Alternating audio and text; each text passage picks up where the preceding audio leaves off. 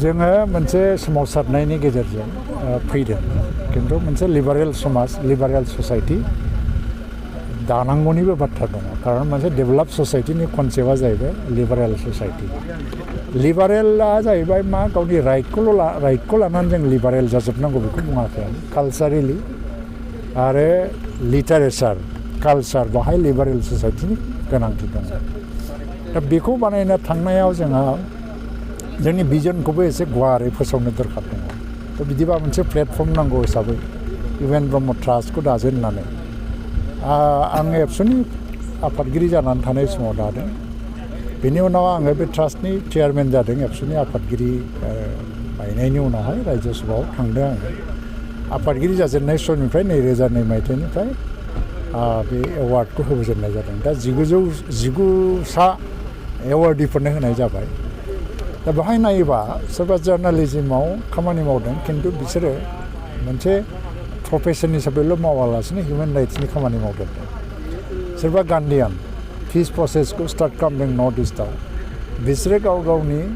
ऐश' आराम बा गोजोननि जिबनखौ गारनानै खस्थ' खालामनानै सान्थि गायसनफैदों सोरबाया डक्टरमोन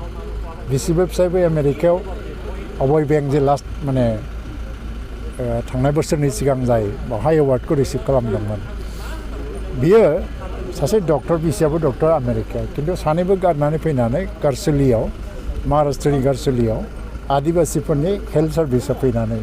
दिनै ओरैबायदि मोनसे आदर्श खालामबाय जे आशा कर्मीनि कनसेप्टआ बिथांनिफ्रायनो फैदों होननानै बुंजायो दा बेबायदि गोबां पार्सनेलिटिफोरखौ जों लाबोनांगौ दिनै पालागुमि सायनाथ बिनि राजनैतिक आदर्शआ मा बेखौ नायाखै जों बेखौ नायदों मा बियो मा मावदों बियो दिनैहाय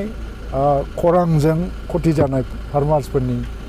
आरो बियो दैबानाजों खथि जानाय फार्मार्सफोरनि